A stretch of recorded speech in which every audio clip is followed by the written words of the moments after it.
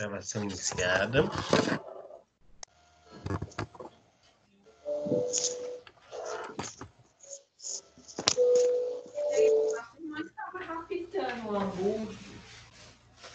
Caminhando?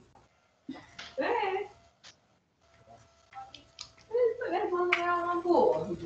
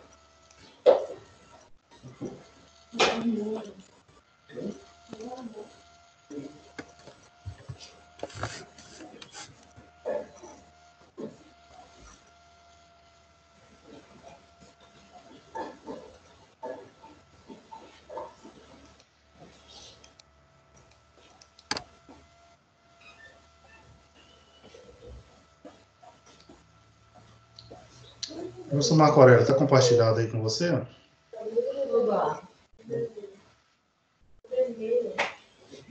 O César é bacana, né?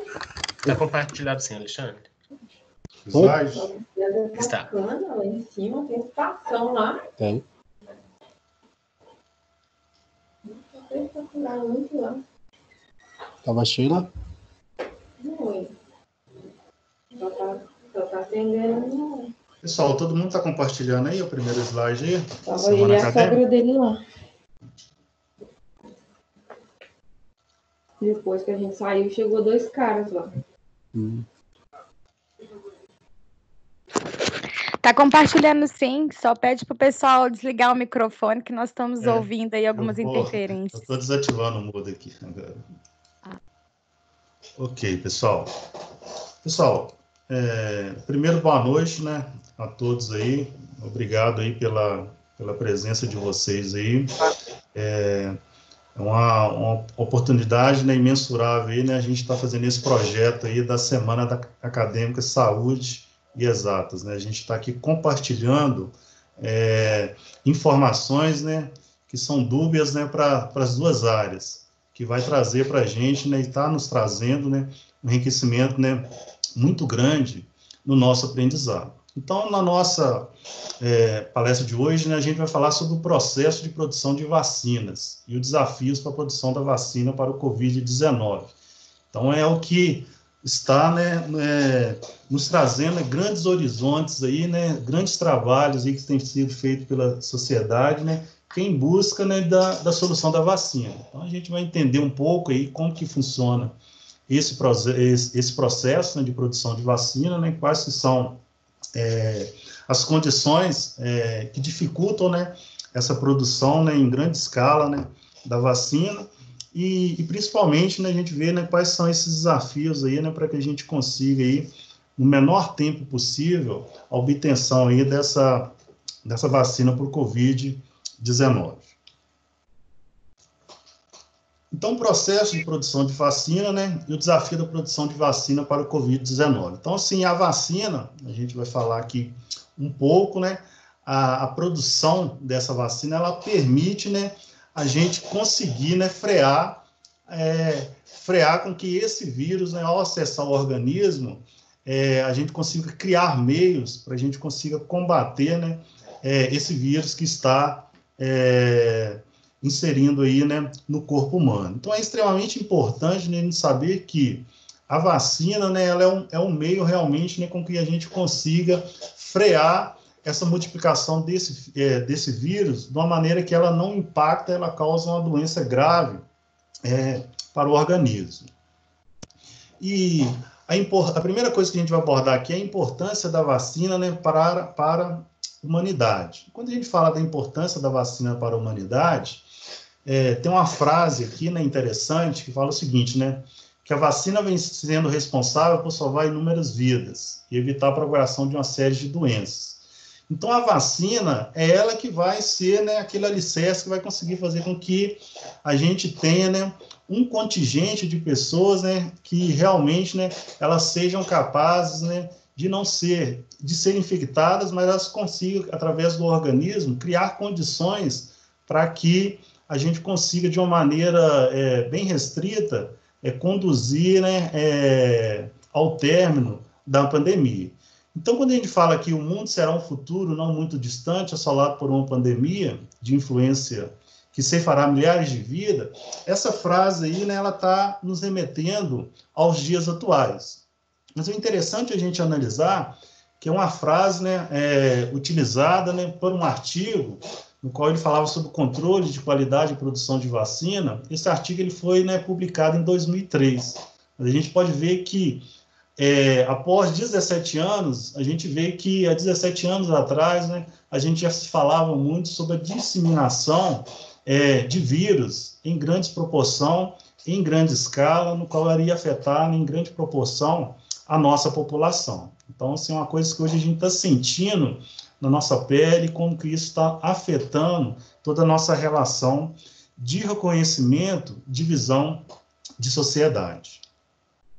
Então, a primeira coisa, a gente vai falar sobre as histórias da vacina. É importante a gente entender como que a vacina, né, ela começou a ser criada, como que se chegou à primeira ideia de produção de vacina. E a vacina, ela é extremamente importante, porque é ela que vai dar para a gente a nossa imunidade, é ela que vai fazer com que a gente realmente consiga combater o vírus, né, a partir do momento que esse vírus entrar em contato com o organismo humano. E essa produção de vacina, ela depende, né, de um avanço de estrutura, de união entre a engenharia, ou seja, a engenharia é extremamente importante nesse processo de condução, do processo de produção de vacina, e muito alavancado, né, com meio científico, tanto biólogos, médicos e farmacêuticos. Por isso que esse é um tema muito importante da gente alencar, né, em relação à parte de saúde e à parte de exatas, porque ele engloba toda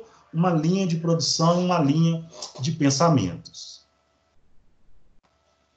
Então, a história da vacina, né, ela começou lá com Edward Jenner, em 1749, em torno de 1823, aproximadamente 1700, né, do século XVIII. Então, essa ideia da construção, né, da história da vacina, ela é bastante interessante. Apesar que já tem esse surgimento, né, que ele partiu a partir da ideia, né, do surgimento da variolização, ou seja, a varíola era uma doença, né, bastante, né, conhecida, né, que afetou milhares de pessoas lá no século XVIII, no qual, né, surgiam essas manchas aqui na pele. Então, a varíola, ela foi, né, nessa época, no século XVIII, bastante estudada em relação, né, a essa grande crise. Então, essa foi uma crise que afetou e matou muitas pessoas no século XVIII. Então, você tinha, né, pela consequência da variolização, a decorrência de morte de muitas pessoas. E nessa época aí, né, Edward Jenner, ele já, né, começou a estudar sobre um importante processo que foi uma observação, né, através dos ordenadores que manipulavam os gados bovinos, que os gados bovinos também apresentavam também o vírus da varíola, que era a varíola bovina. E essas pessoas, elas não eram contaminadas, né? Elas não apresentavam, na verdade, um avanço muito grande em relação à varíola humana. Então, ele surgiu a grande ideia, né, que foi retirar aqui esse vírus, né, esse vírus bovinos, e através desse vírus bovinos, ele aplicou esse vírus bovinos em pessoas, né, em condições clínicas naturais, no qual essas pessoas começaram a ter resposta do recebimento desse vírus. Então, a vacina, por isso que eu chamo de vacina, ela vem lá do latim de vaca, mostrando que ela surgiu aí a partir da utilização, né, do vírus bovino, a partir desse vírus bovino aplicado em pessoas humanas, e a partir disso o organismo humano ele começou a criar resistência, né, a esse vírus. E essa é toda a ideia do processo, né, de vacina, ou seja, então a gente, através do funcionamento do corpo humano, a gente tem aqui, né, quando a gente tem uma exposição através de antígeno, o corpo humano, né, através dos seus leucócitos, ele cria maneiras, através das informações relatadas pelos neurônios, de combater tanto os patogênios como vírus e como bactérias. Então, cada tipo de vírus, ele vai gerar um tipo, né, de defesa, um tipo de anticorpo a ser combatido. Então, a ideia da vacina é o seguinte, você ser exposto a esse organismo, a esse antígeno a gente vai ver que ele vai estar de maneira moderada, né, de uma maneira com que esse antígeno, quando ele é inserido no organismo humano através de vacina, ele não vai causar nenhum tipo, né, de acionamento, de multiplicação desse vírus no organismo, e o organismo ele vai conseguir uma produção de anticorpos para que a gente consiga combater esse vírus. E isso está tudo relacionado ao quê? Ao sistema imunológico. Então, no sistema imunológico, então, quando a gente recebe, né, a nossa dose de vacina, esse vírus, né, esse vírus que ele vai estar sendo inserido no corpo humano de maneira atenuada, ou seja, o mesmo vivo, mas de uma maneira que ele não gera uma multiplicação dentro do organismo. E o corpo humano, através dos anticorpos, principalmente dos macrófagos, né, ele vai conseguir combater diretamente esse vírus, antes que esse vírus consiga, né, uma produção em grande escala no corpo humano, através principalmente, né, dos macrófagos, que vão capturar os micro-organismos, e dos linfócitos, que vão continuar essa produção de anticorpos no organismo. Então, eu estou induzindo uma proteção do meu organismo utilizando o próprio vírus. Nós vamos ver ali, esse próprio vírus pode estar atenuado, ou simplesmente alguma parte de DNA desses vírus, onde o organismo ele consegue multiplicar essa questão da sua defesa. As vacinas, né, elas podem ser de origem bacterianas, ou seja, utilizam processos fermentativos. Então, na química, a gente trabalha muito com processos fermentativos. Esses processos fermentativos, eles são oriundos, né, do cultivo dessas bactérias. Ele pode ser também as vacinas de tipos virais. Essas vacinas de tipos virais, elas trabalham através de uma célula hospedeira para produzir a sua própria proteína. A gente tem hoje aí, né, o vírus da influenza, que você utiliza, né, ovos, no qual você cria através daquela célula hospedeira, ou você também tem outros tipos de vírus que são trabalhados através de outros tipos de animais, no qual você consegue produzir esse vírus, e esse vírus ele é inserido através da vacina no organismo humano, ou seja, a partir da inserção desses vírus no organismo humano, a gente consegue criar uma memória, ou seja, a gente consegue, através da memória de anticorpo, estar preparado e imune à presença desses vírus no organismo.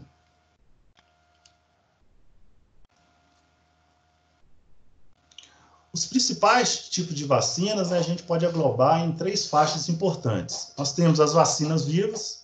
Então, aqui eu tenho o meu vírus, aqui a gente pode dizer que é o meu vírus selvagem, né, aquele vírus que, ao adentrar ao organismo, ele vai atacar as nossas células.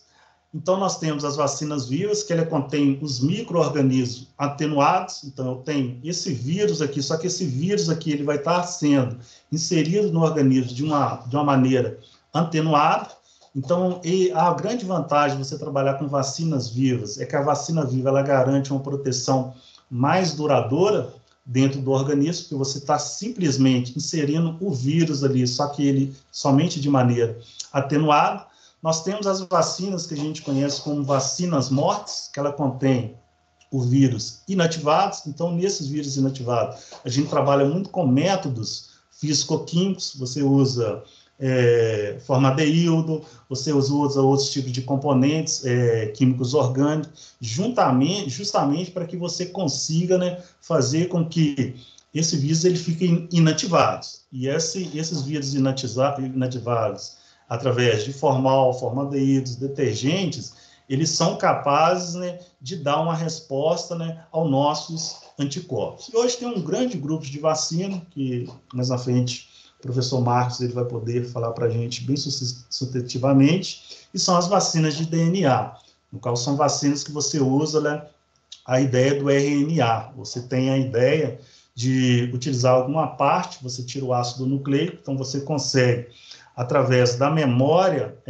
desse RNA, você consegue vacinas, né, que têm uma grande capacidade, né, de reconhecimento e de criação de anticorpo pelo corpo humano. Então, esses 3 grupos são os 3 grupos principais de vacinas. As vacinas vindo, você tem lá o vírus atenuados, você tem as vacinas mortas, ou seja, o próprio vírus morto, e você tem as vacinas agora que estão utilizando DNA, então utilizando a ideia de RNA.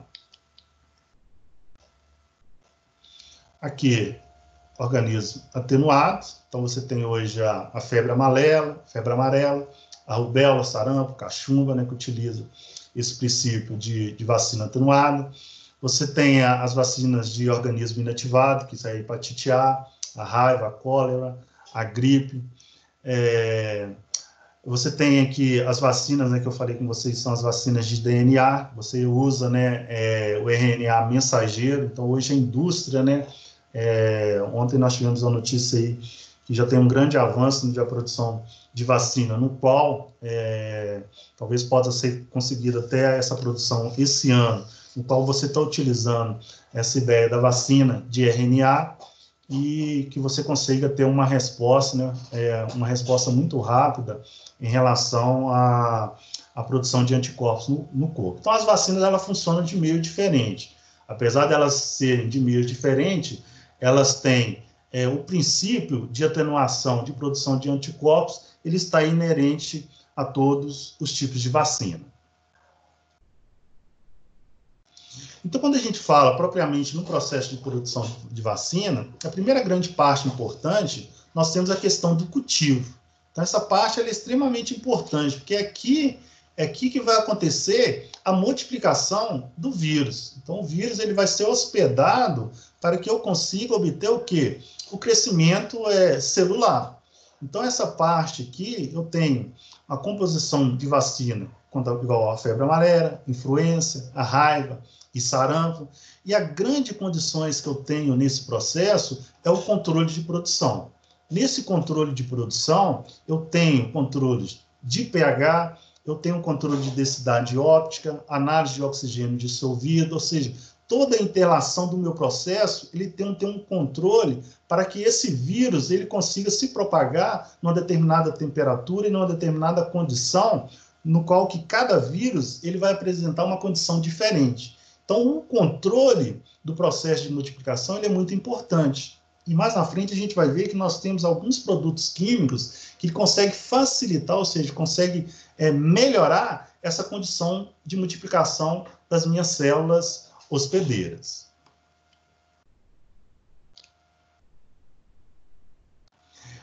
E esse processo de produção ele vai acontecer através de fases, que nós chamamos de fases de desenvolvimento. Então, a gente tem uma primeira fase exploratória, que é a nossa fase exploratória ou laboratorial. Então, você tem a avaliação de dezenas e centenas de moléculas para definir a melhor composição de vacina. Então, você tem ali uma avaliação de qual que é o mecanismo de composição com que aquele vírus, ele se organiza, que ele se produz, ou seja, é uma fase onde você tem de ter uma coerência muito grande em relação a você determinar aquela composição específica no qual você consegue atingir a multiplicação do vírus. Depois você tem a fase, nós chamamos de fase pré-clínica ou não clínica, ou seja, você tem a realização de testes em animais, ou seja, identifiquei qual que é o ponto que eu preciso atingir da composição química do vírus. Então, agora eu vou começar a fazer os testes em animais, ou seja, para que eu consiga ter uma comprovação do que eu já tinha obtido em vitro dentro do laboratório. Então, eu tenho uma fase aí antes, uma fase pré-clínica, onde que ainda, esse vírus ainda não foi administrado, né, no ser humano. Então, a partir dessa segunda fase, a gente entra na fase clínica.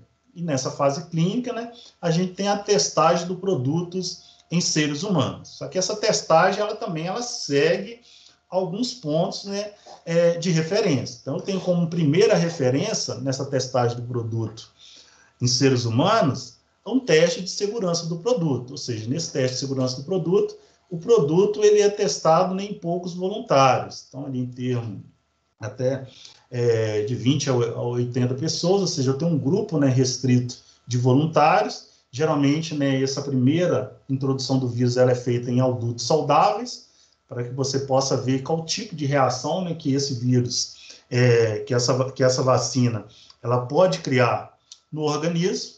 Então, essa primeira fase ela é extremamente importante.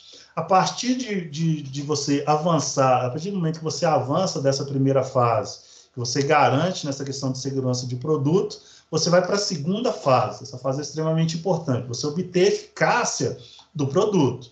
Então, não adianta o produto ele ser seguro. Ele precisa ser eficaz. Ou seja, ele precisa ser eficaz dentro do organismo humano. Então, você, a partir desse momento, você seleciona um grupo um pouco maior, né, para que você comece a fazer esse teste, para você ver se realmente essa vacina ela produz uma certa eficácia dentro do organismo humano.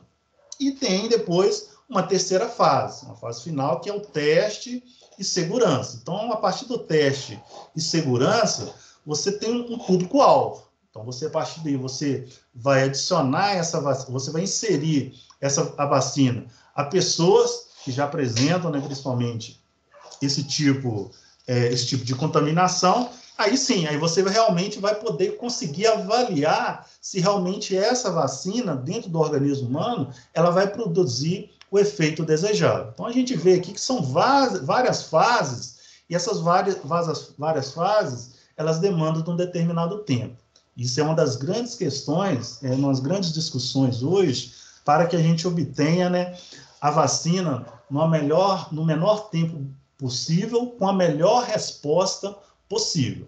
Porque, às vezes, a gente pode chegar no processo que a gente consiga produzir uma vacina, mas talvez essa vacina produzida a gente pode dizer, no primeiro lote, né, para um primeiro laboratório, talvez ela não seja a vacina que apresente no nosso sistema a melhor eficácia. Então, essas fases, elas são extremamente importantes para que realmente o resultado final da vacina, quando ela for colocada no mercado, quando ela estiver com acesso para a população, ela realmente garanta que a população ela não vai ter nenhum problema secundário em relação à administração dessa vacina e que essa vacina realmente ela possa cumprir o seu papel de eficiência dentro do organismo. Outra parte importante do processo é a questão de segurança. Então, quando a gente está pensando na produção de vacina, né, uma das grandes, né, coisas que foram informadas, principalmente no meio aí, né, da internet, muitas das vezes aí, né, na televisão, foi muito respaldado em relação a, talvez, será que essa vacina aí, ela escapuliu lá, ela saiu lá dentro do laboratório lá da China, então o pessoal estava manipulando lá esse vírus aí de uma maneira, ele saiu, né, desse laboratório e começou a contaminar as pessoas lá na China. Então, sim, a segurança, ela é uma etapa muito importante desse processo. Você precisa, né, ter um processo de esterilização de todo o ambiente, você precisa de ter uma equipe toda segura dentro desse processo para que você garanta que o vírus, ele realmente vai estar ali dentro daquele processo de uma maneira segura, de uma maneira que ele não vai contaminar nenhuma pessoa que está ali diretamente envolvida naquele processo e que a partir do momento que ele saia daquele laboratório de teste, ele não possa contaminar a população. Então, essa parte de segurança ela é extremamente importante no processo de produção de vacina. E quando no processo de produção de vacina, a gente verifica que existem vários compostos químicos presentes. E esses compostos químicos, eles são extremamente importantes para que a vacina ela consiga obter, né, a sua verdadeira eficácia. Então, nós temos lá, através do agente patogênico, esse agente patogênico, quando você pega aquele vírus, né, para poder fazer o processo de fabricação da vacina, você induz ali vários compostos químicos. Você trabalha ali desde antibióticos, esses antibióticos a gente pode ver que através da estrutura orgânica desses antibióticos, no qual você tem a presença ali bastante de hidroxila. Então, você tem hidroxila aqui, OH, e essa hidroxila, OH, ela é importante na interação com o organismo. Aqui nós temos aqui o formaldeído. O formaldeído, ele é extremamente importante no aspecto, né, de inativar o vírus. Ele tem na sua propriedade, que é a sua ligação química aqui, C-O, essa reação química C-O, ela é extremamente reativa. Então, ela faz com que você consiga estabilizar o vírus e desintoxicar, no caso quando eu estou trabalhando com bactérias. Então, o formaldeído, ele é um composto químico extremamente importante no processo de produção de vacina. No processo de produção também, você tem outros compostos químicos que nós chamamos de compostos estabilizantes. E esses compostos estabilizantes, eles são utilizados muitos sais de magnésios, você trabalha muito com sobortiol. O interessante nos estabilizantes, que eles são compostos químicos orgânicos, a gente vê aqui a cadeia química orgânica do sobortiol, no qual ele possui um nitreto, aqui representado pelo átomo de nitrogênio, no qual você tem íons de cargas de sais formados pelos cátions, no caso aqui você usa o sobortiol de sódio, e esses íons aqui, eles são extremamente importantes para a eficácia dos componentes. Então, esses íons aqui, eles regulam através de reações químicas, fazendo com que você tenha uma estabilidade e eficácia dos componentes. Então, não adianta você fabricar um produto no qual esse produto ele não tenha uma estabilidade. Então, você vai apresentar vários lotes, você vai apresentar uma gama de vacina através de uma linha de produção, você precisa garantir com que esse produto ele apresenta estabilidade, não somente no aspecto de produção, principalmente no processo, né, que você vai transportar e manipular esse produto para um determinado período. Então, esses estabilizantes químicos, eles são extremamente importantes para que a gente garanta a estabilidade da composição daquele vírus ateniados ou através daquele DNA viral, para que a vacina ela tenha a eficácia. Nós temos outros tipos de componentes químicos, que são os componentes químicos que nós chamamos de conservantes. Então, esses conservantes, eles são extremamente importantes. Esses conservantes, no caso aqui está representado por timerossal, ele possui o anel benzênico. Vocês podem ver que também ele possui íons de sais, aqui a gente tem um Na+, a gente vai falar mais na frente que os íons, eles apresentam a capacidade de ligações muito grandes, através do que nós chamamos na química de ligações iônicas, e esses íons conservantes, eles são extremamente importantes, porque ele previne a contaminação, né, da vacina por bactérias ou fungos que podem ser contaminados.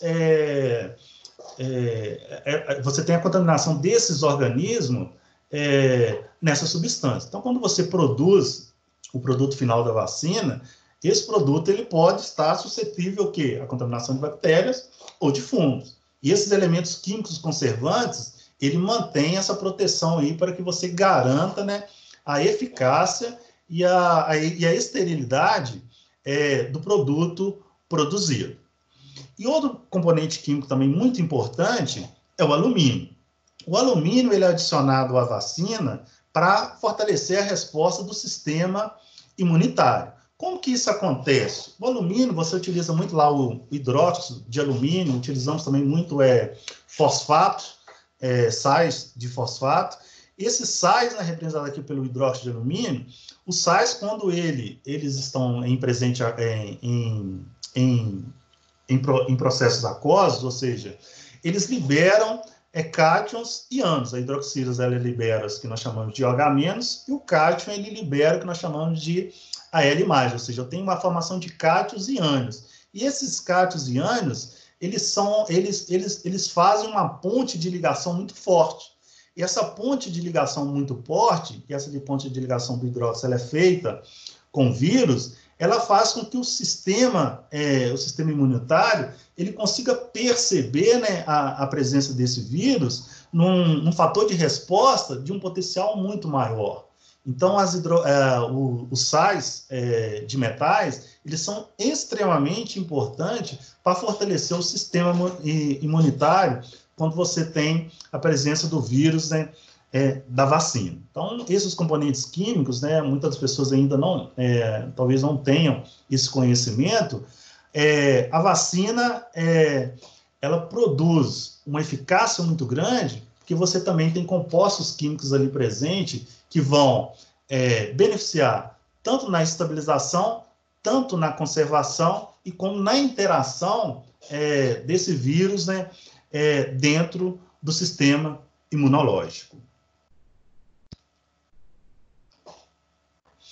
E esses processos químicos, né, ele envolve o que nós chamamos de processos físico-químicos, ou seja, nós utilizamos substâncias químicas para que essas substâncias químicas elas interagem com o sistema viral, para que a gente tenha essa eficácia da nossa vacina, representada através de partes ou do próprio vírus, dentro do organismo humano. Um dos componentes muito utilizados, né, no processo de fabricação de vacina é o polietileno glicol. Esse aqui é o polietileno glicol, pessoal, não é o etileno glicol e o monoetileno, utilizados aí no caso aí que nós vimos aí, do caso de contaminação aí, né, que nós tivemos aqui em Belo Horizonte, da Baker. Isso aqui é o polietileno glicol, é da família do etileno glicol. Isso aí tem um viés, professor Marcos, a gente já pode futuramente poder até trabalhar aí com esse assunto aí do dietileno glicol e do monoetileno glicol. Então já é um futuro aí que a gente pode trabalhar aí junto com a engenharia e vocês da saúde. Então, sim, o polietileno glicol, ele é muito importante no processo de vacina. Porque o polietileno glicol, novamente, que vocês veem que ele tem aqui a nossa hidroxila, que libera lá o nosso ânion lá, que é importantíssimo para que o vírus ele consiga, né, aumentar a questão de penetração. E o polietileno glicol, ele é utilizado muito no processo de cultivo.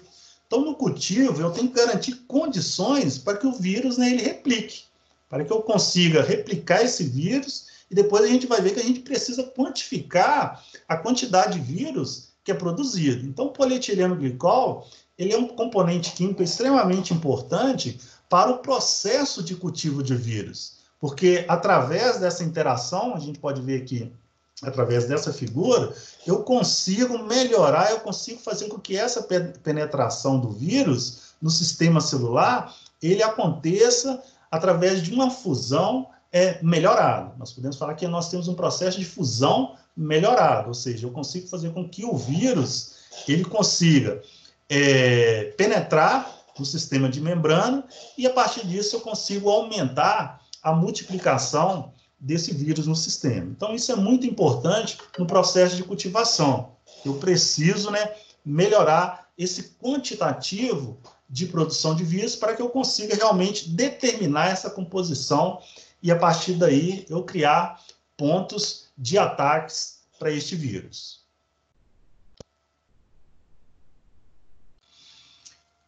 E no processo de produção, nós temos outra etapa extremamente importante, que é o controle do processo. Só que esse controle de processo aqui, ele está correlacionado nas condições de fabricação.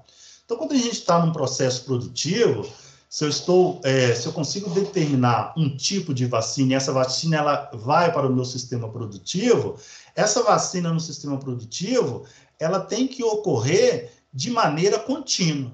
Então, a partir do momento que eu começo a fabricar o medicamento, esse medicamento, ao longo do prazo, desde o processo produtivo ao embasamento, eu tenho que garantir que esse lineamento do processo de fabricação, ele tem que corresponder e acontecer numa eficácia de produção bastante o quê? Contínua, para me garantir que a composição química dessa vacina que está sendo processada, ela vai chegar lá ao consumidor final com a mesma propriedade química, e essa mesma propriedade química, ela vai garantir com que ela tenha a mesma eficácia com que foi estabelecida lá dentro do laboratório. Então, a partir do momento que eu fiz os meus testes e determinei a composição daquela vacina, quando ela chega lá no consumidor final, a gente precisa garantir que a gente tem um alinhamento desse processo de produção. E esse processo de produção, ele tem que acontecer através do quê? De ciclo.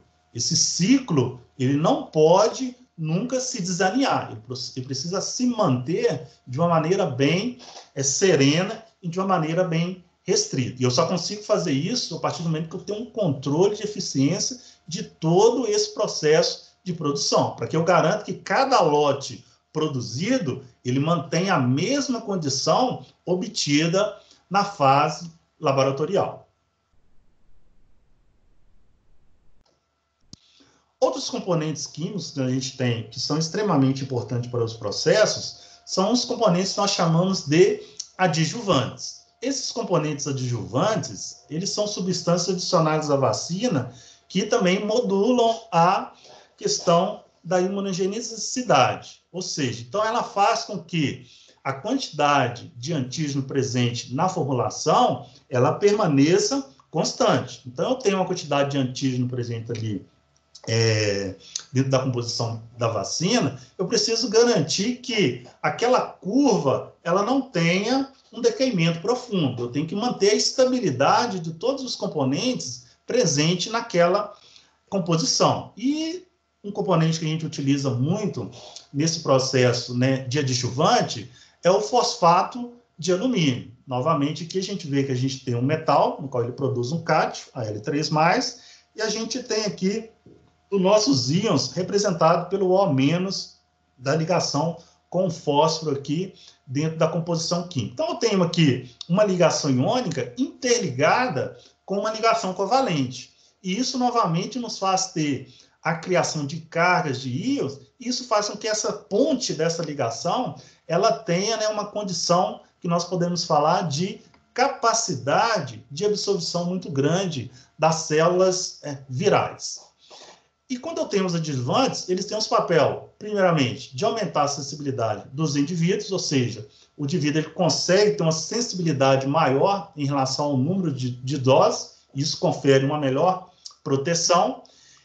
Os adjuvantes eles têm a capacidade de aumentar a duração da resposta imune, ou seja, aquilo que eu falei, através de ligações químicas representadas aqui por essas ligações iônicas, desses íons, eu consigo uma maior interação em relação, né, à composição química do viral. E isso vai me induzir uma resposta imune, ela vai ampliar essa resposta imune, que ela é induzida através do adjuvante. E isso vai proporcionar reduzir o número de vacinas. Se eu melhoro a minha resposta da composição química da minha vacina no organismo, eu vou fazer com que eu precise inserir uma quantidade de doses menores de vacina, ou seja, eu vou passar uma quantidade aí de 3 para uma vez. Então, eu estou conseguindo com que a composição química da minha vacina, ela seja mais estável dentro do meu organismo. E, claro, ela vai permitir uma proteção mais rápida após a primeira dose. Se eu tenho uma maior estabilidade, ou seja, eu consigo ampliar a condição de difusão dos componentes químicos da minha vacina no organismo, eu vou ter uma proteção mais rápida. A ação dessa vacina ela vai acontecer de uma maneira muito maior. E esses adjuvantes, aquilo que eu falei com vocês, eles são representados muito por sais de metais, desde sódios a alumínio, e principalmente nós temos outros compostos que são emulsões de óleos. E nós também temos adjuvantes que não são correlacionados diretamente a composto químico, que estão relacionados a vesículas lipídicas sintéticas, representadas aqui pelo lipossomas. Aqui nós temos alguns tipos de adjuvantes utilizados em alguns tipos de vacina. Nós temos aqui um fosfato de alumínio, outro composto químico, né, que é inserido dentro de uma composição química celular, ela vai liberar íons no processo. Nós temos aqui o sulfato de hidroxofosfato de alumínio, que também apresenta ligações iônicas, apresentam íons que vão interligar na composição química celular.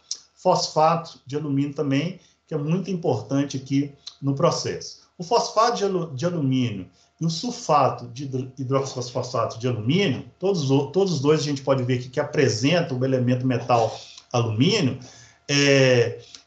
O alumínio ele tem uma capacidade muito importante, que a gente fala na química. O alumínio ele consegue, dentro do organismo, através de uma ligação iônica, ele apresentar uma estabilidade muito grande, ou seja, a gente considera esse elemento como um elemento inerte dentro do organismo, ou seja, o organismo, a presença do alumínio dentro do organismo, ele não gera uma identificação como uma ruptura do organismo que possa criar anticorpos, que possa combater a presença desse elemento químico. Então, o alumínio ele é extremamente importante na interação da composição química utilizada na vacina. O fosfato de alumínio contra o sulfato de hidroxofosfato, que o hidroxofosfato ele é utilizado aqui na hepatite B, ele foi estudado isso aí por volta de 1940. Por volta de 1940 já começaram a utilizar sais de alumínio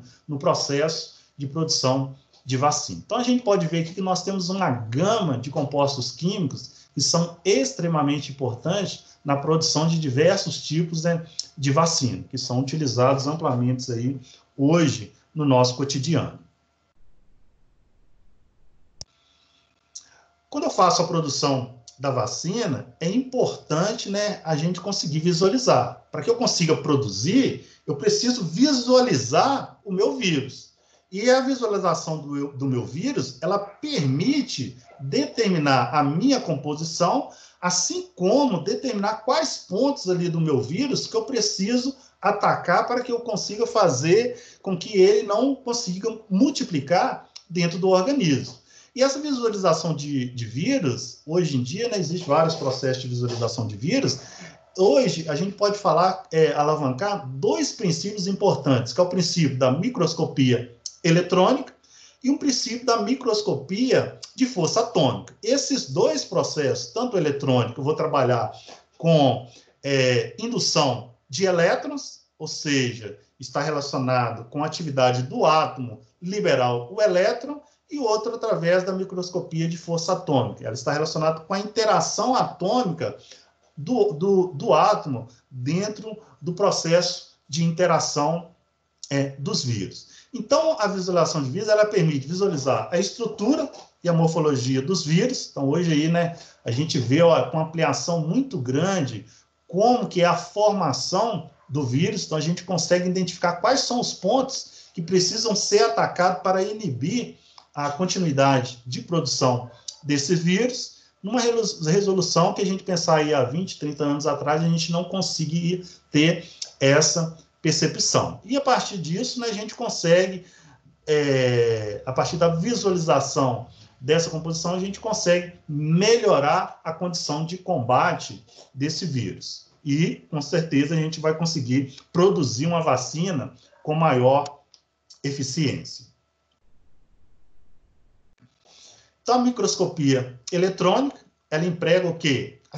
Aceleração de elétrons, então tem elétrons aí sendo acelerados, e esses elétrons acelerados, eles possuem alta energia, e essa alta energia, ela vai fazer com que eu tenha elétrons com pequenos comprimentos de ondas, e esses pequenos comprimentos de onda, ele vai conseguir varrer toda a superfície do vírus. Então, por isso que eu consigo observar com grande nitidez toda o processo de formação do vírus. Eu consigo ver, né, através de um dimensionamento, qual que é o aspecto superficial desse vírus. Então, eu consigo alancar como que esse vírus, dentro do organismo humano, como que vai ser o processo de interação, como que esse vírus ele vai se interagir com as células humanas. Então, essa parte de microscopia eletrônica foi um grande avanço, né, no processo de produção de vacina. Eu consigo entender, através da sua superfície, como que ocorre essa interação dentro desses vírus na célula. Outro processo da microscopia de força atômica, e esse processo, diferentemente da eletrônica que trabalha com aceleração de elétrons, ele impulsiona átomos. Então, você tem elétrons, esses elétrons eles geram pulsos entre átomos, e isso vai resultar numa força mensurável. Então, essa força mensurável, ela vai fazer com que você crie, né, uma estrutura de visualização no qual você consegue definir com bastante peculiaridade essas superfícies virais. E esse processo, ele basicamente ele acontece, né, através de dois elementos importantes: o dióxido de silício e o nitreto de silício. O nitreto de silício, né, ele é um composto cerâmico. E composto cerâmico, a gente fala aqui, né, na química, são compostos que eles possuem a capacidade de ser extremamente inertes e são materiais que apresentam a periodicidade de composição muito importante. Ou seja, esse material ele possui o que nós chamamos de dureza dureza interstística relativo ao processo de conformação da sua composição química. É utilizado também, né, pontos de diamante. Então, esses materiais, por apresentar essa superfície, né, inerte, e essa superfície, né, que a gente fala de alta dureza, você consegue subscrever toda a superfície viral. Então, hoje a gente consegue, né, com a nitidez muito grande, verificar, né, a conformação e a presença do vírus. E principalmente por esses dois processos: o processo de microscopia eletrônica e o processo de microscopia de força atômica. Então, a gente tem uma estrutura tanto de elétrons e estrutura tanto de átomo. Então, a gente demonstra aqui, né, de uma certa maneira, como é importante tanto a química para a produção do processo, né, de vacina, como através de elétrons e de átomos. Hoje a gente teve um avanço muito grande na visualização da estrutura viral, o que permitiu muito, né, a gente ter um avanço muito grande de entendimento como que esse vírus, né, ele vai interagir com as células. Professor Marcos. Oi, muito obrigado, professor Alexandre, pelas contribuições até o momento. Nossa, ajudaram bastante, acho, para todo mundo entender esse processo de criação mesmo da vacina, do desenvolvimento, da estabilidade que as vacinas precisam ter. A partir de agora, então, vou assumir, pegando mais esse lado voltado para a área da saúde, e me coloco à disposição, gente, sempre para qualquer pergunta, e o professor Alexandre também vai nos acompanhar até o final, e estou aí à disposição, ok? Então, vamos lá para nossa parte.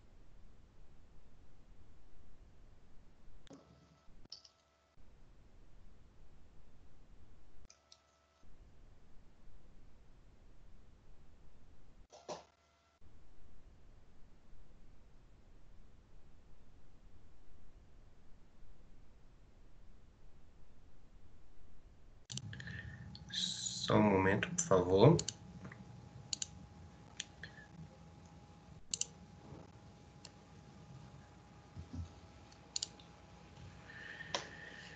Então, vamos lá. Aqui, vocês conseguem já ver a tela? Já está compartilhado com vocês? Ok, Marcos. Sim. Então, ótimo. Então, aqui para a gente entender, né, um pouquinho o que acontece quando nós, seres humanos, aí, encontramos com algum agente que é capaz de nos fazer mal. Então, esse primeiro slide é para nos explicar exatamente isso. Então, quando o indivíduo, né, ele entra em contato pela primeira vez com o chamado antígeno, que é uma substância estranha, tá? Um corpo estranho. No caso atual, né, na nossa real a situação, seria, por exemplo, o coronavírus. Quando nós encontramos com ele, o nosso corpo ele começa a produzir anticorpos. Na verdade, o nosso corpo vai reconhecer aquele agente como um agente estranho e vai começar a nos defender. Provavelmente todos vocês já ouviram falar que no nosso sangue, né, no nosso corpo, nós temos os chamados glóbulos brancos, que são que fazem parte do nosso mecanismo de defesa. Dentre esses glóbulos brancos, nós temos as células chamadas linfócitos. Elas têm essa função de produção de anticorpos, tá? Então, nesse momento, as pessoas que já estão sendo infectadas pelo coronavírus, elas estão produzindo os anticorpos para serem curadas da doença e conseguirem manter a vida de forma saudável, como eram antes da infecção pelo coronavírus, tá? Infelizmente, né, muitas pessoas não estão conseguindo combater esse vírus devido a outros problemas de saúde, em especial as pessoas que já fazem parte do grupo de risco, seja pela idade ou por algumas doenças crônicas, né? Entretanto, tem pessoas que estão fora do grupo de risco que mesmo assim não estão resistindo a essa doença viral, tá? Então, para combater isso, nesse momento está rolando uma grande discussão, uma grande pesquisa, na verdade, para desenvolvimento de vacinas, né? Porque a vacina, ela vai estimular com que o nosso sistema imunológico produza esses anticorpos que são capazes, né, de nos proteger sem que nós entremos em contato com o agente propriamente dito, tá? Então, as vacinas, elas vão, como o professor Alexandre já tinha dito anteriormente, elas vão ser produzidas ou com vírus morto, ou com fragmento ali do vírus, né, o material genético do vírus. Vai ser pego uma parte desse material genético e vai ser formulada a vacina. Então, nós vamos entrar somente a vacina vai entrar em nosso corpo somente com esse fragmento. Então, não vamos entrar com o que é capaz mesmo de nos causar mal.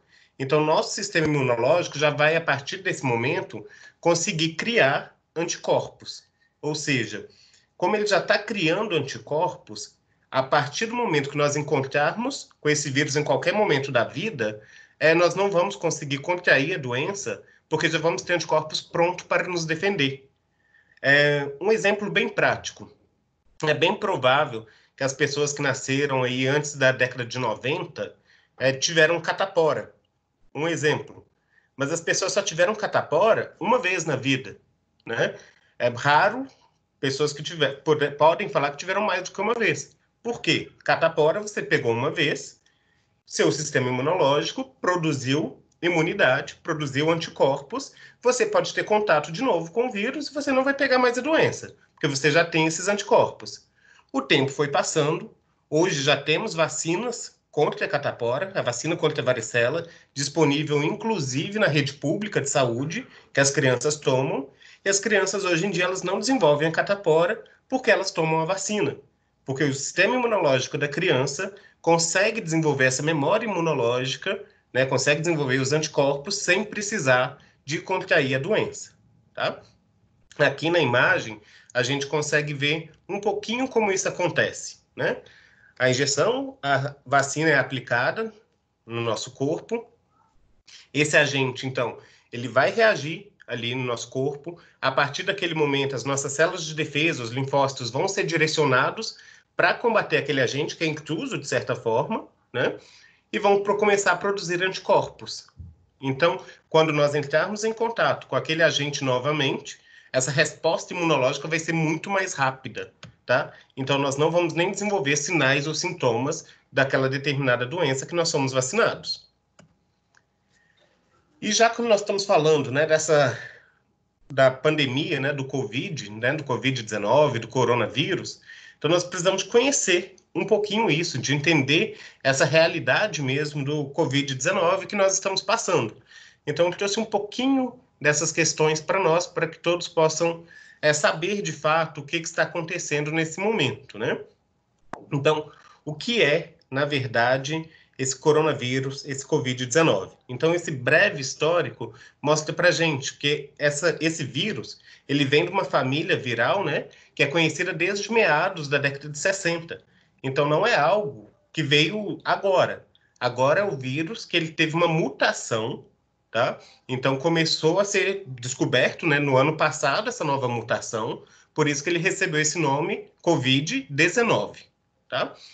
Que aí vão causar infecções principalmente respiratórias, né, em seres humanos e animais.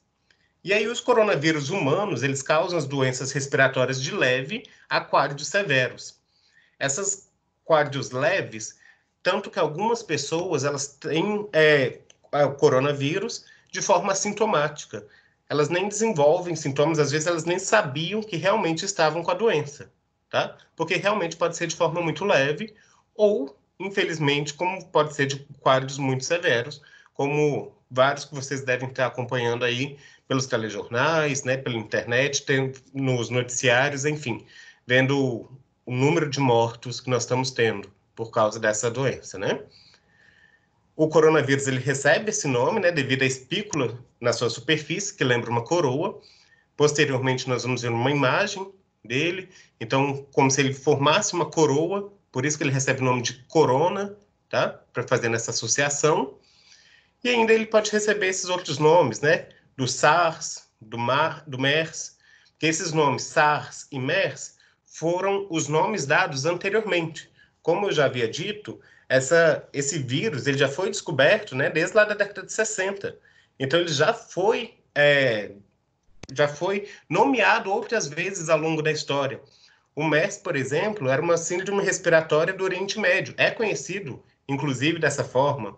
O SARS é a síndrome respiratória aguda grave, tá? Que pode, inclusive, realmente levar a óbitos também, enfim, por problemas respiratórios, né? Hoje, o coronavírus, o Covid-19, ele também pode ser chamado de SARS-CoV-2, por causa da mutação que esse vírus teve, tá? Então, é algo diferente por causa da mutação que o vírus teve no ano de 2019. E aí, por isso que em alguns locais vocês devem ter ouvido chamar de um novo coronavírus, né? Por causa disso. Que aí o novo coronavírus é a nova cepa que ainda não havia sido previamente identificada em seres humanos. E aí começou tudo no ano passado, como eu havia dito, né? E foi definitivamente, né, registrado em 31 de dezembro, pela pneumonia, né, de etiologia desconhecida, detectados na cidade de Wuhan, na China. Então, essa pandemia teve origem na China. Mas na China, a gente pode lembrar sempre que é um país muito populoso, né? Um país com mais de 1 bilhão de pessoas, que tem muito contato, né? Igual está falando aqui com frutos do mar, com animais, enfim, é muita aglomeração de pessoas. Então, o vírus ele se dissipou de forma muito rápida, tá? Como esse vírus se dissipou de forma muito rápida, se transformou na pandemia que nós temos hoje, né? Já tem alguns estudos falando que, inclusive, no início do ano, o vírus já estava circulando aqui no país, sem que fosse relatado, né? Mas já tem estudos hoje que provam isso, que o vírus já estava circulando no país, né? Então, a gente consegue ver como esse vírus se dissipou tão rápido. E hoje, no Brasil, nós já temos maior número de mortes do que na própria China, onde tudo começou, tá? Então, é uma questão de saúde pública mesmo, e que nós devemos ter todas as medidas ali de prevenção possíveis, tá? Por mais que possamos pensar, eu não faço parte do grupo de risco, ok, mas mesmo assim você está susceptível. Todos nós estamos susceptíveis, né? E querendo ou não, podemos ter contato com outras pessoas. E com certeza não queremos colocar outros em risco. Então devemos ter esse cuidado o máximo possível. Aqui, pelo mundo, a gente consegue ver a dimensão aí que esse coronavírus já chegou. Esses dados são os dados da semana passada, tá? Que foram atualizados aí a última vez no dia 23 de abril, então é exatamente uma semana, pela Universidade Johns Hopkins dos Estados Unidos. Então, mundialmente, há uma semana atrás, já tinham sido diagnosticados 3 milhões e 200 mil casos. É muita coisa. E sendo registrados, né, 230 mil mortos. Então, realmente a gente vê o impacto dessa pandemia. Aqui no mapa ainda a gente vê os círculos, né, de tamanhos variados. Quanto maior o círculo, maior é o impacto que essa pandemia está realizando em determinado país. Só de olhar para o mapa, a gente consegue observar que lá na região dos Estados Unidos, atualmente, é onde está sendo o epicentro, né? Na cidade de Nova York, por exemplo, é realmente o epicentro, onde está acontecendo o maior número de casos, tá? Aqui no Brasil, como que está a nossa situação? Hoje, esses dados são de hoje, né, atualizados aí às 4h50 da tarde. Então, até aquele momento, tinha 85.380 casos confirmados aqui no Brasil e 5.901 óbitos, tá? Com uma letalidade, né, de 6,9%. Dentro do Brasil, a região com maior número de casos é a região sudeste. Em especial, na região sudeste, a gente destaca o estado de São Paulo, mas aqui em Minas, né, o nosso estado, nós temos cerca de 1.827 casos registrados hoje, até hoje, 1.827 casos, e 82 mortes desses 1.827 casos. Então, infelizmente, esses números são crescentes. A curva tá crescente ainda, né? Ela não oscilou, o que mostra para nós que não atingimos ainda o pico dessa pandemia, né? O pico aí da doença. Então, devemos manter todos os cuidados possíveis, tá? Então, ações individuais e coletivas são fundamentais para conseguirmos ter o controle dessa pandemia. Passando para o próximo tópico, nós devemos entender um pouquinho como que ocorre a transmissão dessa Covid-19, né? É principalmente por meio de gotículas respiratórias, tosses, espirros em curta distância ou contato com objetos contaminados pelo vírus, semelhantes à influenza ou outros outros vírus respiratórios. Ou seja, os modos de transmissão são possíveis de serem evitados. É por isso que hoje em dia temos a obrigatoriedade do uso de máscaras, em especial quando formos, né, em ambientes como supermercados, enfim, ambientes públicos, né, circularmos com máscaras, né, que inclusive podem ser aquelas máscaras de tecido. Em algumas cidades já tem decretos municipais para aplicação de multas quando não forem utilizadas máscaras por cidadãos comuns, tá? Então, realmente devemos nos prevenir. Além disso, tem toda a questão do distanciamento social. Então, mesmo quando tiver que sair de casa, manter uma distância de pelo menos 1,5 metro de uma pessoa a outra, porque a transmissão ocorre por gotícula. Gotículas são pequenas gotas de saliva que saem ocasionalmente quando estamos conversando, então saem pela boca, podem sair pelo nariz quando a gente espirra, quando a gente tosse, tá? Essas gotas, elas são pesadas, elas não ficam suspensas no ar, tá? Então, o máximo que ela vai de distância é cerca de 1 metro.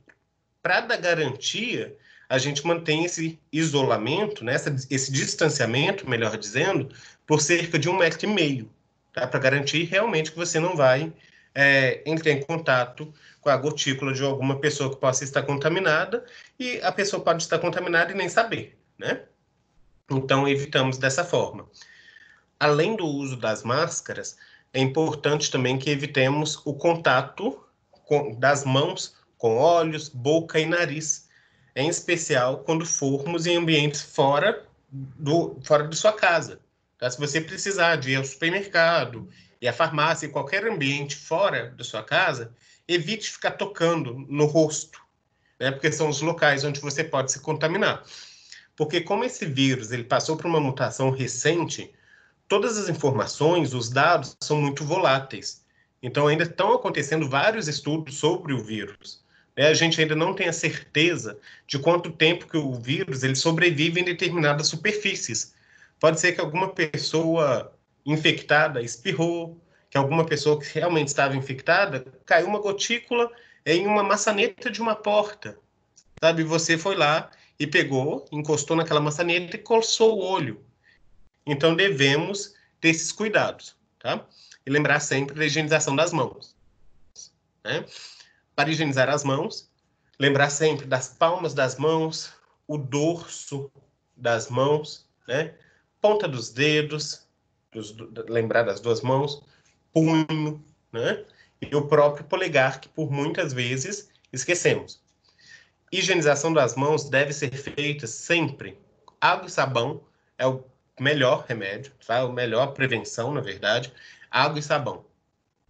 Se não tiver água e sabão, se estiver na rua, quiser utilizar o álcool em gel, pode? Sim, álcool em gel é excelente também, álcool em gel é 70%, pode utilizar, tá? Lembrando que hoje também o álcool a 70, ele realmente substitui o uso da água com sabão, mas exceto se você tiver com alguma sujidade visível nas mãos. Se sua mão tem alguma gotinha de alguma coisa, você está vendo que tem alguma sujidade nas mãos, tem que ser água e sabão, tá? E todas as vezes que você também saiu de casa, foi na rua e voltou para casa, quando chegar em casa tem que ser água e sabão. Não pode ser só o álcool quando chegar em casa. Água e sabão, tá? Para garantir mesmo e eliminar. Qual o tempo recomendado para essa higienização das mãos, né? Para realizar essa lavagem das mãos? O que vai fazer, o que vai garantir com que você remova toda essa flora viral, bacteriana, enfim, todos os micro-organismos que vão estar na sua mão, é a fricção, tanto com sabão, tanto com o álcool em gel. Então, o tempo recomendado está sendo em torno de 30 a 40 segundos, tá? Você fazer um movimento de fricção da mão, que é o tempo que você vai gastar mesmo para higienizar suas mãos. Depois disso, você pode ficar no seu ambiente de forma tranquila, tá? O período de incubação do vírus, ele está levando em média 5 dias, mas esse intervalo ele pode chegar até 12 dias e meio, tá? É o que a gente está observando. Por isso que a gente está observando também, que vocês devem ter ouvido falar, inclusive, que a chamada quarentena mesmo, ou seja, as pessoas que tiveram contato com alguém que foi diagnosticado com coronavírus, deve ficar de quarentena, ou seja, dentro de casa, sem contato com outras pessoas, por pelo menos 14 dias, para ver se surge algum sintoma, tá? Ou não. Então, esses 14 dias são importantes. É a mesma coisa com aquelas pessoas que, no início do mês passado, em especial, estavam chegando de viagens. Então, tinham que ficar de observação, digamos assim, por 14 dias, para observar se teriam algum sintoma ou não.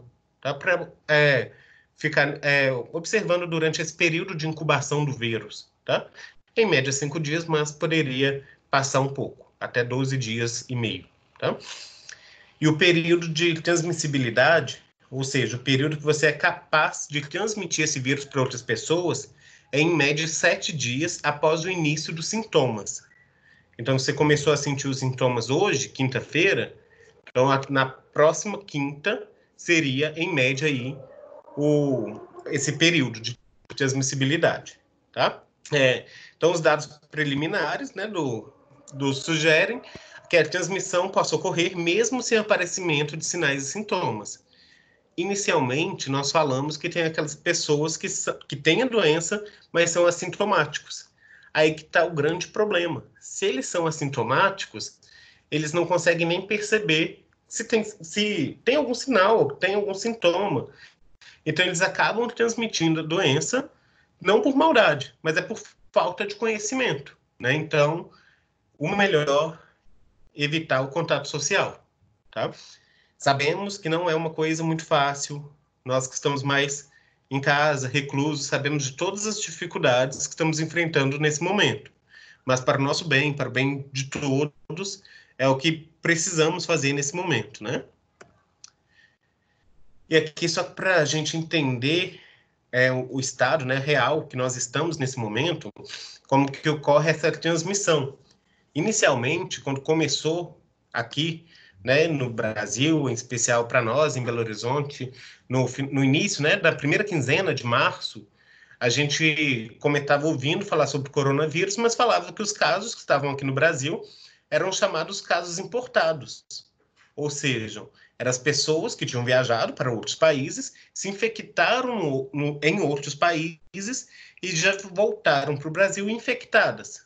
Ou seja, a doença ela não foi transmitida no Brasil, né? Foi transmitida em outros países.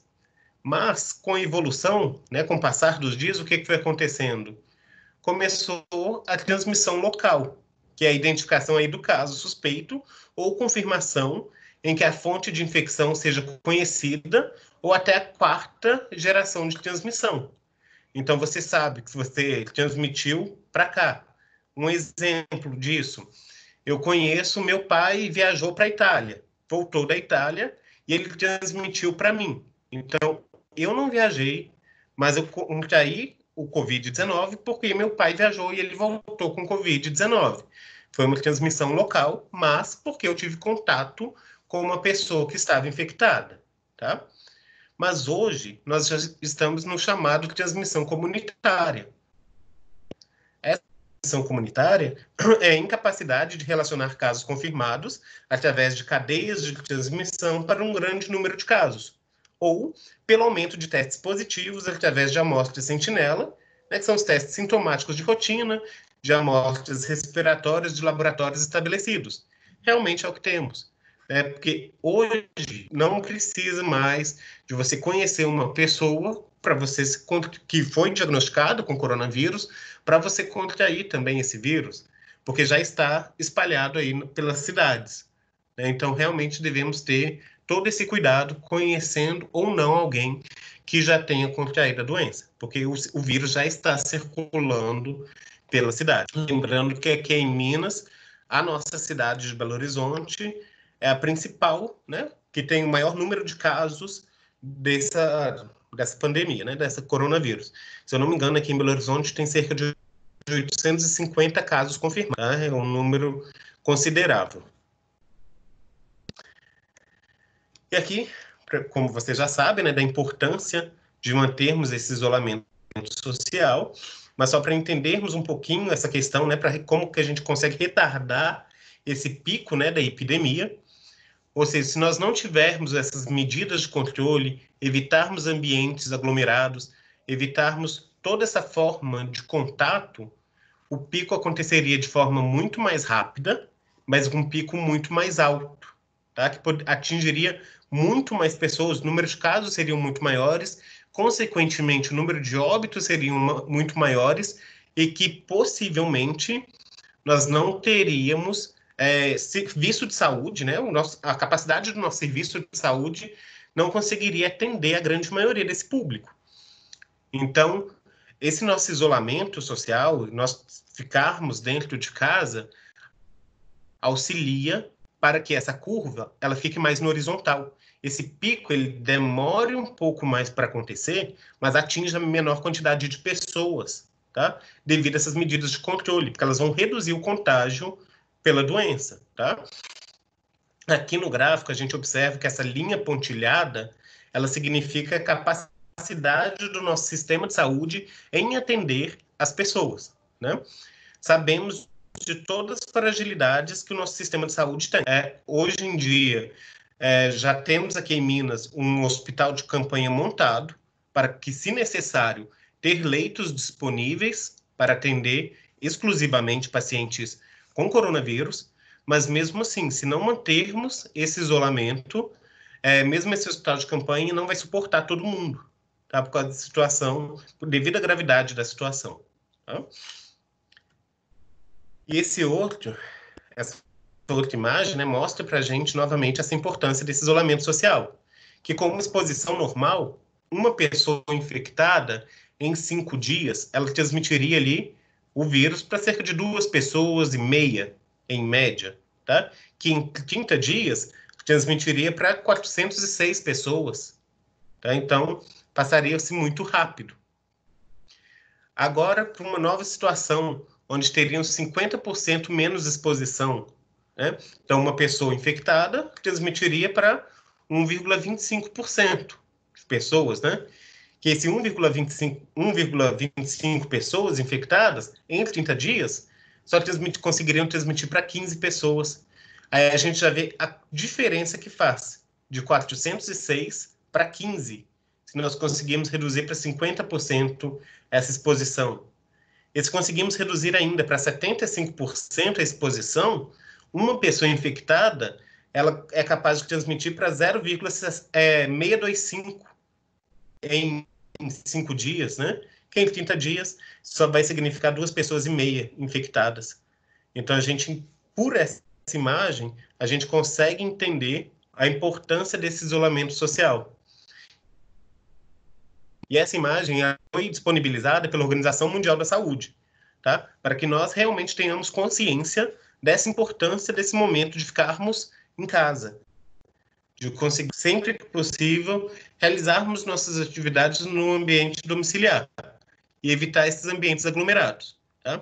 Por isso que hoje em dia as prefeituras estão liberando decretos quase que diariamente, em especial para ambientes que tenham, né, maior número de aglomerações, em especiais supermercados, restaurantes, para limitar o acesso, né, para reduzir mesmo essa exposição. E como estávamos falando, né, das formas de prevenção ao coronavírus, lembrando sempre, higienizar as mãos, então lavar as mãos com água e sabão ou o álcool em gel. Se formos tossir ou espirrar, sempre lembrar de cobrir a boca e o nariz. Só que não cobrir a boca e o nariz com as mãos. A gente pode cobrir a boca e o nariz utilizando o cotovelo, né? A parte interna do cotovelo, simples, tá? É bem melhor do que utilizar as mãos, que você vai pegar nas outras coisas com maior facilidade. Se for possível e você tiver fácil, pode utilizar também um lenço de papel descartável, que você vai espirrar naquele lenço e já vai descartar, já vai jogar fora, né? Outra coisa é evitar aglomerações, né?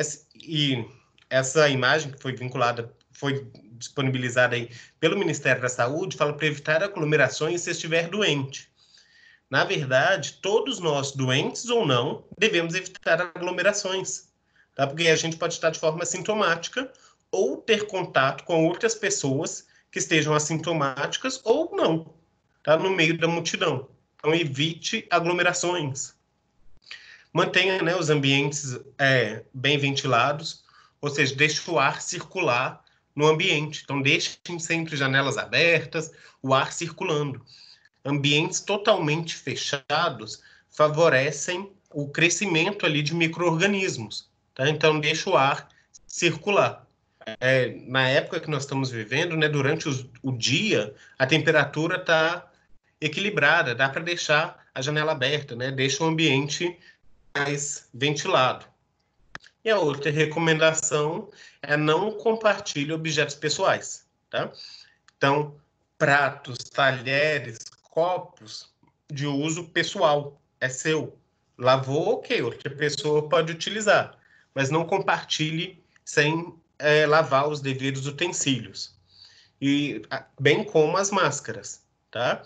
A máscara também, quando vocês forem utilizar, máscara é pessoal, então é sua, não é para emprestar para outra pessoa, tá? Porque senão você pode passar algo para ela ou vice-versa, né? E temos que lembrar sempre, as máscaras que estamos utilizando, se não forem descartáveis, elas devem ser lavadas, tá? Essas máscaras de tecido, elas ficam muito pesadas, elas ficam muito molhadas, muito rápido. Então, elas devem ser lavadas e passadas, tá? Quando secas. O tempo máximo ali que uma máscara vai resistir é cerca de 4 horas, no máximo. Em média, 2 horas, tá? Então, se você for ficar o dia todo fora de casa, trabalhando enfim, fora de casa, utilizando máscaras, tenha mais de uma, porque você vai precisar, tá? E aqui só para a gente lembrar o que o professor Alexandre tinha dito para nós em relação à criação, à produção das vacinas, né, as etapas da produção das vacinas, para a gente entender um pouquinho de algumas dificuldades que já estamos tendo para essa produção. Primeira coisa, então, primeira etapa, primeira coisa a fazer é identificar o agente causador da doença, que no caso é o coronavírus. E aqui a gente consegue ver nessa imagem esses espinhos que o coronavírus tem, que lembram uma coroa, né? Daí que vem o nome coronavírus, né? A partir desse momento, o vírus foi identificado, é a hora de conhecer o material genético dele, tá? Então, o material genético do vírus já foi conhecido. Inclusive, brasileiros ajudaram aí, né, no conhecimento desse material genético do vírus. Para que todo mundo possa entender, o vírus, né, usa aí os espinhos para se conectar com receptores que são expressos pelas nossas células.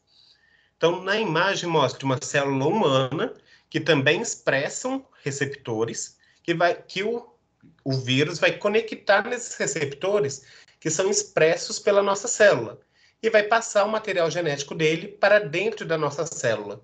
Ou seja, o vírus ele vai infectar uma célula humana nossa para que ele possa se replicar, para que ele possa se multiplicar, tá? E uma vez conectado a uma célula humana, ele vai se multiplicar em milhares.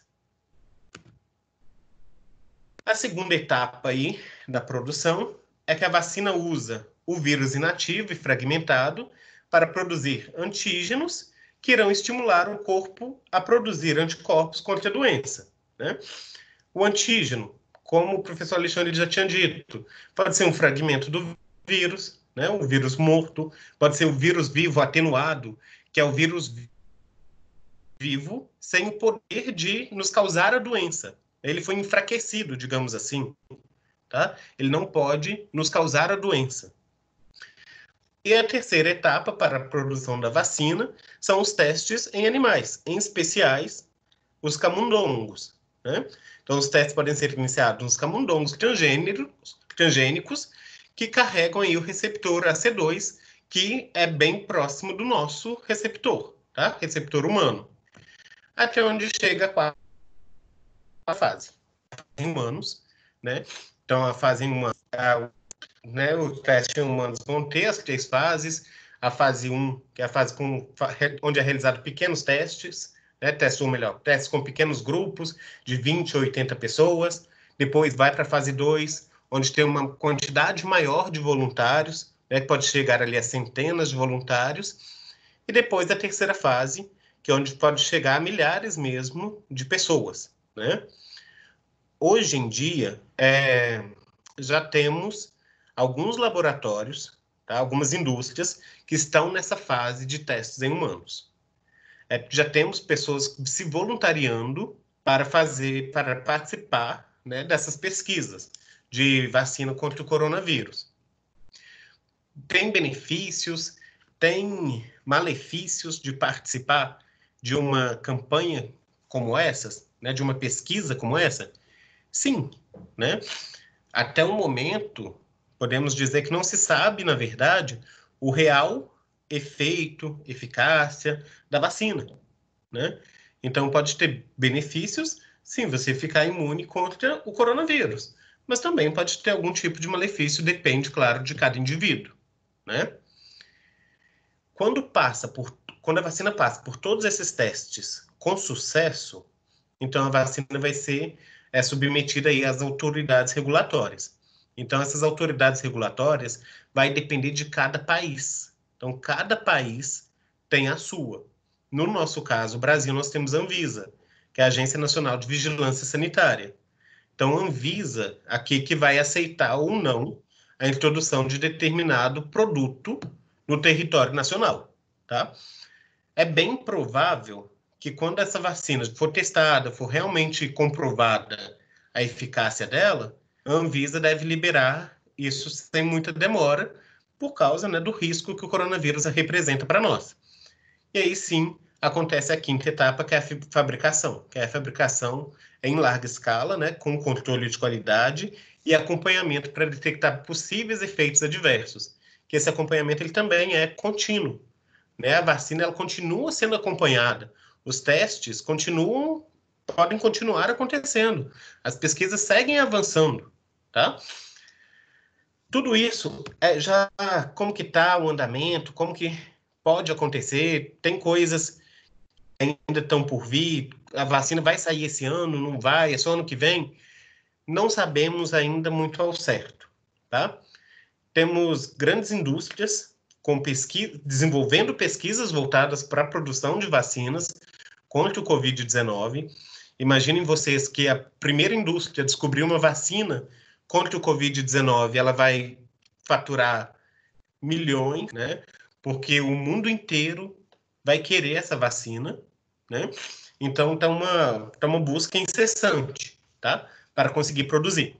Entre as pesquisas, eles estão utilizando principalmente esses 4 pontos que eu coloquei aqui para vocês.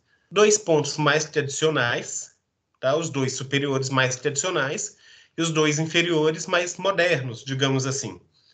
Entre os mais tradicionais, temos lá com vírus desativado, né, que é o vírus atenuado. Um exemplo, a Johnson & Johnson, que está utilizando dessa forma.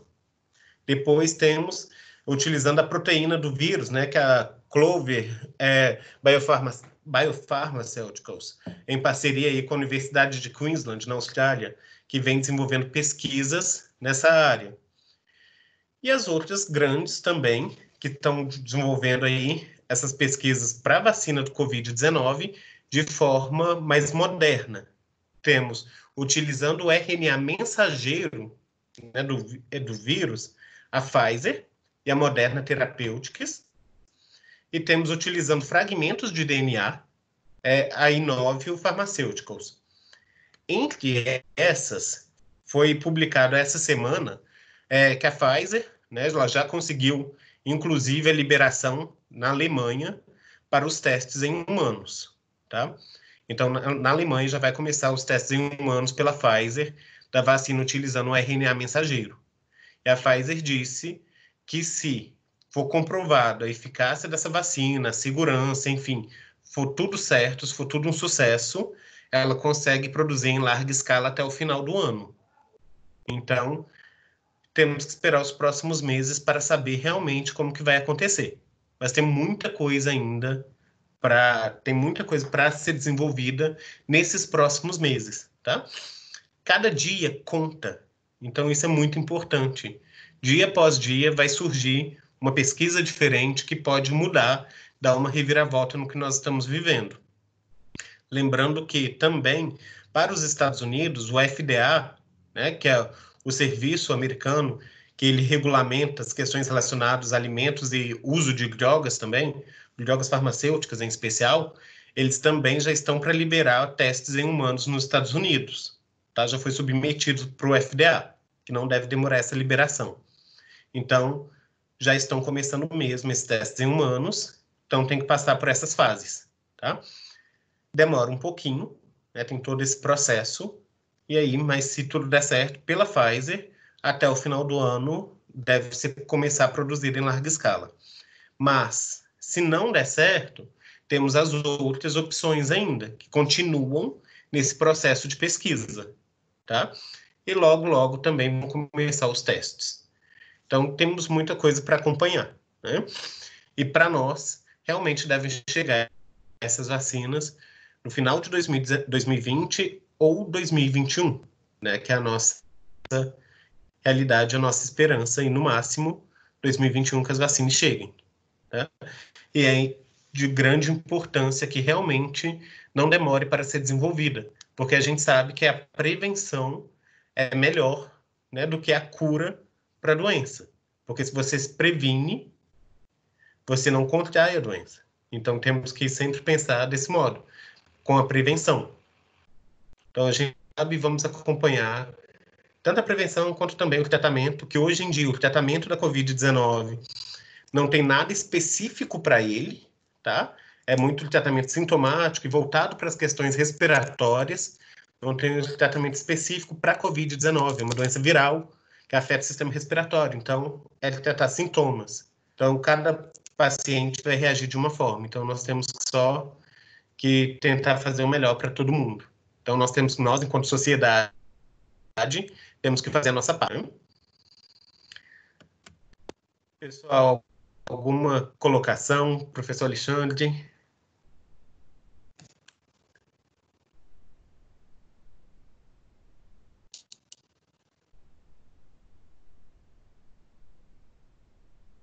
Estou sem voz.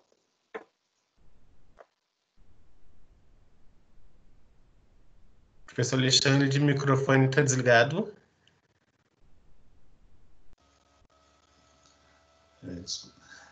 O que eu estava falando é o seguinte: hoje, se a gente pensar aí que nesse processo de produção de vacina, a gente está trabalhando com um tempo, a gente pensa um tempo médio de produção de uma vacina com eficácia, né? Está estipulado entre 5 e 6 anos. Hoje a gente está falando aí de produção de vacina de 6 meses. A gente pensar aí no processo de vacina de 1 ano. Claro, hoje a gente está pensando que se tem vários países trabalhando, vamos dizer assim, em conjunto, pelo mesmo foco, pelo mesmo objetivo, várias empresas privadas trabalhando, porque nós estamos falando aí de 7 bilhões, aproximadamente 7 bilhões de pessoas. Então, nós estamos falando de um faturamento muito alto nesse processo de produção. Então, assim, hoje o pessoal tem os grandes avanços, está trabalhando muito, né, com a ideia, né, de trabalhar no RBM, ou seja, de você trabalhar no ponto onde o vírus ele se liga, né, e injeta a célula-alvo, ou seja, você estudando aquela composição ali de contato, onde que você, através de algum composto químico ali, você consegue inibir aquela ligação do vírus diretamente, né, na célula. E isso tem avançado muito e, com certeza, né, se a gente hoje trabalha com média de 6 anos, eu acredito aí com 2 anos, a gente colocando aí, se a gente tiver um grande sucesso, realmente a gente vai conseguir esse objetivo. Esse vai ser um grande salto, né, para a humanidade, essa questão dessa velocidade de produção do vacina. Você pensar aí, que você sair de um patamar de 5, 6 anos, e vamos pensar aí, de 1, 2 anos, você conseguir uma produção, a gente vai colocar a humanidade em outro patamar nessa questão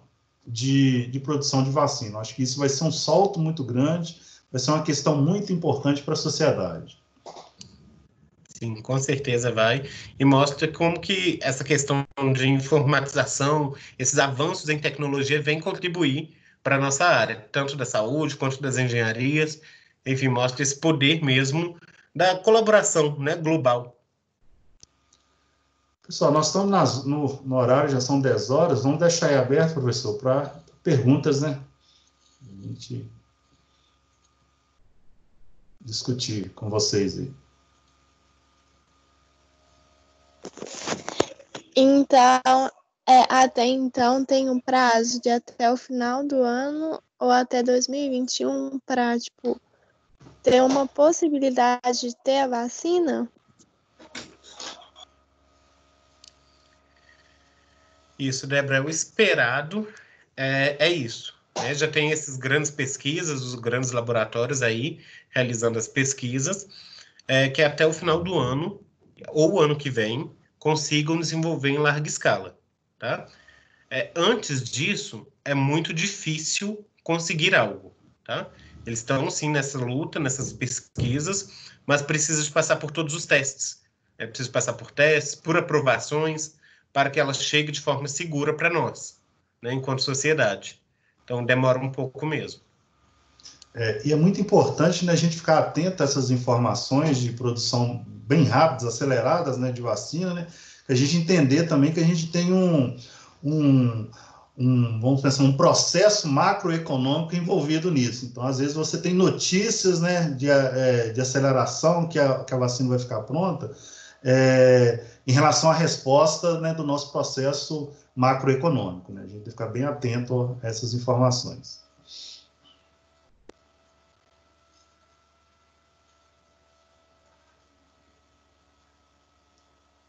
Só perguntas?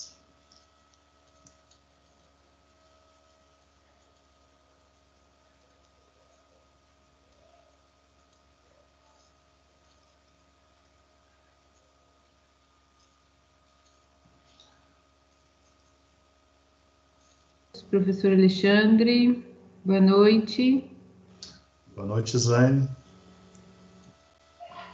Gente, eu estava aqui nos bastidores, ouvindo, e sim, muito esclarecedor mesmo, né, o que vocês conseguiram explanar para nós hoje.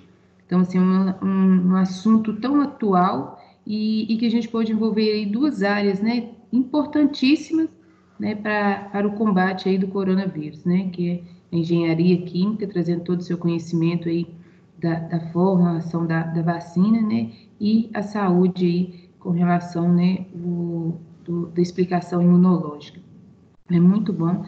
E eu quero agradecer de coração, professor Alexandre, professor Marco, por ter abraçado essa ideia, né, desse trabalho intersetorial e ter conseguido, de forma tão grandiosa, passar o conteúdo, né, para os nossos alunos e os demais convidados que participaram, e tenho certeza que foi muito enriquecedor, muito mesmo, viu? Obrigada de coração, e vocês estão de parabéns, tá? Quem sabe, né, dessa semana a gente consegue trazer aí alguns trabalhos, né, até científicos, bem futuro, bem próximo aí, né, juntando tanto a área das exatas quanto da saúde, né. Muitíssimo obrigado mesmo por abraçar, por conseguir conduzir tão bem essa semana. Obrigado. Queria agradecer, Gisele, você pelo trabalho aí, né? Essa semana ela foi bem gratificante, né, para a família Pitágoras. Agradecer ao professor Marco Aurélio aí, né, por ter nos oferecido essa oportunidade de trabalharmos juntos aí nessa apresentação desse trabalho, e agradecer a todos vocês aí que participaram conosco aqui, né, na apresentação desse trabalho, num momento tão importante para a gente na nossa sociedade. Muito obrigado a todos aí. Também agradeço a Gislaine pela oportunidade, ao professor Alexandre pelas contribuições, oportunidade de trabalho em conjunto. Me coloco sempre, gente, à disposição para o que vocês precisarem, qualquer esclarecimento, né? E para todos que estão presentes, a presença de vocês. E vamos juntos conseguir vencer isso, que é uma luta nossa, né? Uma luta de todos nós, esse combate ao coronavírus. Obrigado a todos. Boa noite. Boa noite, pessoal. Boa noite. Boa noite. Boa noite. Boa noite. Boa noite. Boa noite.